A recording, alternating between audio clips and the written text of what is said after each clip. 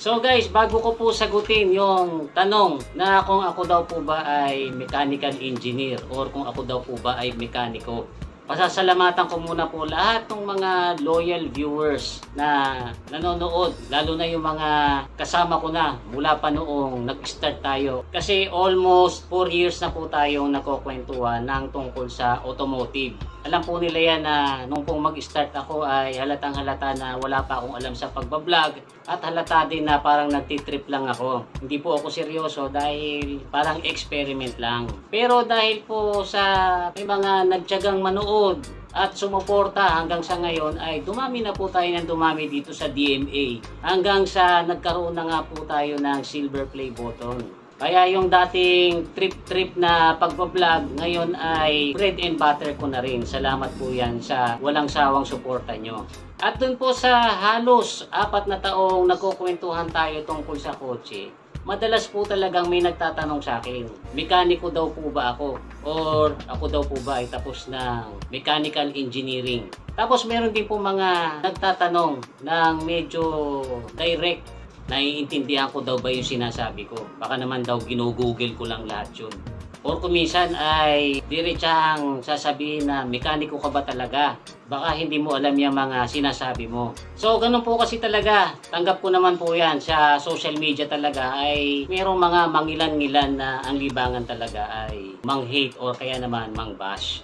So guys, ganito po yan. Doon po sa mga hindi nakakaalam, bago po ako naging vlogger, ang trabaho ko po talaga ay gitarista sa banda, kung saan tumutugtog po kami sa mga bars at sa mga events. Nakapagpundar din po ako ng sounds and lights business na pinapaarkila ko. Kung saan ako po ang manager, ako din po ang kargador, ako din po ang nagsiset up, ako rin ang driver, tapos ako rin po ang DJ. Yan po ang naging trabaho ko dahil mula pagkabata pa lang, mahilig na po talaga ako sa music at sa pagtugtog. Natigil lang po yan nung magka-pandemic kasi alam niyo naman, nung mag-pandemic, binawal lahat ng events at saka party. So wala pong aarkila sa akin, wala pong income na pumapasok. Napilitan po ako na ibenta yung mga gamit, pati yung mga gitara ko noon at mga guitar effects ay ibinenta ko lahat para kami makasurvive. Part po ng pinagbentahan ko ay pinili ko ng maayos-ayos na cellphone para ako makapag-start ng pagbablog. At dahil sa matyaga kayong nanood, na-monetize po itong channel natin, kaya ginawa ko na po itong hanap buhay. Pero bago po ang lahat ng iyan, ako po ay mayroong talyer or may maliit po ako na shop kung saan kasya ang 4 na sasakyan. Yan po ay sa may Lingunan, Valenzuela. Kung saan meron po akong isang tauhan na kaparehas ko din gumagawa as mekaniko, latero, tapos pintor din. At yan pong paggagawa ng sasakyan ay tinrabaho ko ng siguro mga 3 or 4 years. Pero although hilig ko yung paggagawa ng sasakyan noong bata-bata pa ako, mas hilig ko po dyan ang music. Kaya nung makaipon po ako, nag-isip ako ng ibang pagkakakitaan na hindi ako masyadong mapapagod at hindi ako masyadong marurumihan. Kaya bumili po ako ng mga gamit sa banda, nagbuo ako ng banda, kung saan naranasan ko pong tumugtog kung saan sa mga bars, sa mga mall, sa radio station. Nasama rin po ako sa banda na under ng isang recording company. Tapos unti-unti nakapagpundar ako para mag-start ng maliit na sounds and lights business, kung saan napalago ko naman po ito. So yan po ang trabaho ko noon bago po ako naging vlogger. Hindi na po ako pumalik sa pagmemekaniko, pagbabanda at pagdi-DJ dahil kumikita naman po ako ng maayos ngayon sa pagbablog. Pero although gumagawa po ako ng mga sasakyan noon, hindi po ako tapos ng mechanical engineering, hindi nga po ako tapos ng automotive. Sadya lang pong mahilig akong magbubuting-ting mula pa nung pagkabata. Mula sa mga laruan, hanggang sa bisikleta, hanggang sa napunta sa motor, hanggang sa katagalan, pati yung mga malalaking sasakyan ay natutunan ko na rin buting-tingin. Kasi sa totoo lang naman po, yung mga ganyang bagay, matututunan nyo yan kahit hindi kayo mag-aral ng proper. Siyempre, kailangan meron kayong passion. Bukas yung pag-iisip nyo para kayo matuto. Kailangan hindi kayo matidirihin kasi yan po ay trabahong marumi. Tapos kailangan nyo ng tiyaga kasi po ang paggawa ng sasakyan ay nakakapagod. Lalo na kung ang gagawin nyo ay yung mga nasa ilalim.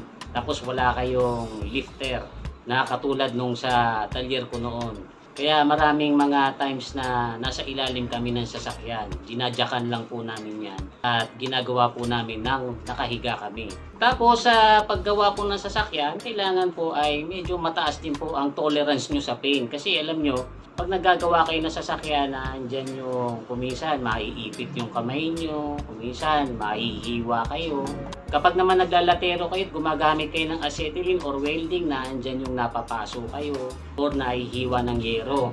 So kailangan din ay matibay ang katawan nyo, kasi kung hindi ay mayat-maya na lang siguro makakaranas kayo ng infeksyon. Dahil once na nasugatan kayo, antimano may dumi kaagad yung sugat nyo. Kaya po kuminsan ay nangingiti na lang ako kapag mayroong mga haters or bashers na diretsahan akong sinisita kuminsan sa comment section. Meron pa nga akong nagsabi dyan na huwag daw akong paniwalaan dahil kukuya-kuya-kuy lang daw ako dito sa upuan ko. At yun daw mga sinasabi ko ay malamang galing lang sa Google. Sa totoo lang naman po, wala namang masamang mag-research sa Google kasi malaking tulong po yan. Pero hindi po ako dumidepende sa Google lang. Kasi yung mga sinasabi ko sa inyo or yung mga na-vlog ko noon ay galing po sa mga personal experience ko sa paggawa ng sasakyan. Dinadagdagan ko na lang po or dino-double check ko sa Google, baka kasi mamaya meron akong masabi na mali. So sabi ng iba, bakit daw hindi ako mag-demo ng paggawa ng sasakyan? Katulad ng sabi ko sa inyo kanina, yung paggawa po kasi ng sasakyan ay marumi. Hindi naman po sa nagsisilan ako, kaya lang po kasi meron po akong negosyo na gumagawa po ako ng mga canvas para sa mga artist at para na rin sa akin dahil nagpipinta rin po ako. Ngayon, ito po mga ginagawa kong made to order na canvas ay bukod sa kulay puti ang tela nito, kino-coatingan ko rin po ito ng puting pintura. So kung maggagawa po ako ng sasakyan, magagarasahan ng kamay ko, mamamantsahan ko lang yung tela na gagamitin ko sa canvas. Sayang naman po. Kaya ang ginagawa ko na lang ay sineshare ko at pilit kong pinadadali yung explanation para madaling maintindihan ng mga manonood. Isa pa, marami naman po kasi mga YouTube channel na sila mismo dinedemo nila. Natatandaan ko nga po, meron pang nag-comment Ang sabi sa akin, ipakita ko daw yung diploma ko na nagtapos ako ng automotive or ng mechanical engineering. Hindi ko naman po kinlaim na tapos po ako ng engineering or ng automotive. Minsan hindi ko po yun sinabi at hindi ko po yun kinakahiya. Alam nyo po kasi, gaya po ng ibang mga nakalibangan ko, inaral ko lang po sa sarili ko. Yan pong paggigitara, hindi po ako pumasok sa Conservatory of Music. Hindi nga po ako natutong bumasa ng nota. Inaral ko lang pong bumasa ng chord chart mula sa song hits at manood ng mga gitarista sa recto. Tapos makijamming dun sa mga marurunong. Yung mga naituro sa akin na basic ay pinagyayaman ko na lang yon. Inuubusan ko po ng mahabang panahon. Alam po yan ng mga gitarista kasi hindi po kayo uhusay sa loob lang ng 1 o 2 buwan. Bibilang po kayo ng taon. Kaya nung matuto ako ng pagigitara, bumili ako ng maayos na gitara at nagbuo ako ng banda kung saan nakasabay ko pati yung mga mahuhusay na banda katulad ni Clem Castro sa Orange and Lemons. Naging parte po ako ng recording company niya na Lily Stars Records. Nakasama ko rin po at nakajamming yung kumpare ko na vokalista ng Alamid na si Gary Ignacio. Pati yung pagdi-DJ, pagse-setup ng sound system, hindi ko po inaral sa mga eskwelahan yan or sa mga seminar or sa mga workshop. Inaral ko lang po yan sa pakikinig or panonood ng iba. Hindi ako nahihiya magtanong, kaya yung mga natututunan ko sa kanila, pinagyayaman ko lang yun. Pinapractice ko po ng matagal hanggang sa maging bihasa. At nung maging confident ako, bumili na ako ng sound system na pwede kong paarkila. Ganon din po sa pagpipinta at saka doon sa paggawa ng canvas. Hindi po ako tapos ng fine arts. Sariling aral lang din po yan. Practice ng practice sa pagdodrawing gamit ang ballpen or lapis or mga markers. Maraming panahon ang uubusin at maraming mga art materials bago maging maayos na artist. Gaya nga po na sabi ko sa inyo kanina, lahat yan ay self-study lang. So guys, ngayon naman po dito sa channel natin, dahil sa almost 4 years na puro kotse or puro automotive ang pinag-uusapan natin, naisip ko na medyo umiba naman tayo ng konti kasi alam ko naman na bukod dito sa channel natin na puro kotse ang pinagkukwentuhan, ay nanonood din kayo ng ibang channel na hindi tungkol sa kotse.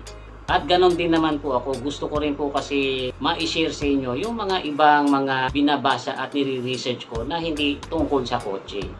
So I hope na suportahan nyo pa rin itong channel na ito kahit na iba muna ang mga pagkukwentuhan natin. Maraming salamat po sa pakikinig nitong konting life story ko. Muli, ito po si Kuya Mikmik na nagsasabing palagi kang lamang pag marami kang alam. Bye-bye!